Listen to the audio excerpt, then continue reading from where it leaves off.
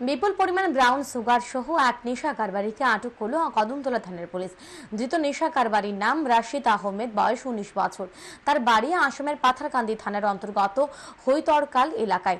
তার কাছ থেকে উদ্ধার হয় 437 গ্রাম ব্রাউন সুগার, যার কালোবাজারের মূল্য 40 লক্ষ টাকা হবে। ঘটনার বিবরণে জানা যায়, গোপন সংবাদের ভিত্তিতে কদমতলা থানার ওসি শিবরঞ্জন দের নেতৃত্বে কদমতলা থানার পুলিশ কদমতলা থেকে চুড়াইবাড়ি যাওয়ার মূল সড়কের হাঁপাইটিলা শিব মন্দিরের সামনে থেকে আসামের বাসিন্দা রশিদ আহমেদকে আটক করে পরে তাকে কদমতলা থানায় নিয়ে আসা হয়। কদমতলা থানায় উত্তর জেলার পুলিশ সুপার ভানুপদ চক্রবর্তী, মহকুমার পুলিশ আধিকারিক দেবাশিস সাহা, ডিসেম জিরানিয়ার দেববর্মার উপস্থিতিতে ধৃত যুবকের তল্লাশি করা হয়। তল্লাশি চালানোর সময় তার কাছ থেকে একটি পলিথিনের ব্যাগ উদ্ধার হয়। সেই ব্যাগের অভ্যন্তরে জুতুর বাক্সের মধ্যে লুকিয়ে রাখা হয় 6 প্যাকেটে মোট 437 গ্রাম ব্রাউন সুগার। উত্তর জেলার পুলিশ সুপার ভানুপদ চক্রবর্তী জানান, উদ্ধার হওয়া ব্রাউন সুগারের কালোবাজারের মূল্য প্রায় 40 লক্ষ টাকা হবে।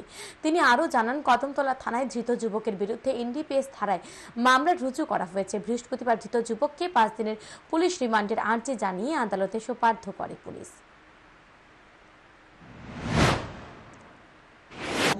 যেই মালটা পাওয়া গেছে এটার কালোবাজারের মূল্য প্রায় 40 লক্ষ টাকার মতো হবে। ইনভেস্টিগেশন চলছে।